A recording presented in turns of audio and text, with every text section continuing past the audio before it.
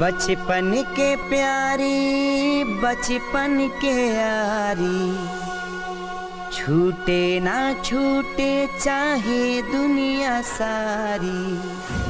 बचपन के प्यारी बचपन के यारी, छूटे ना छूटे चाहे दुनिया सारी।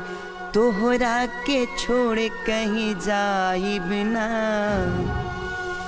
चाहूं के पड़ी त सुनाए साथी। जाहूं के पड़ी त सुनाए साथी। तोहरा के कब भुलाई बिना, चाहूं के पड़ी त सुनाए साथी। तोहरा के कब भुलाई बिना।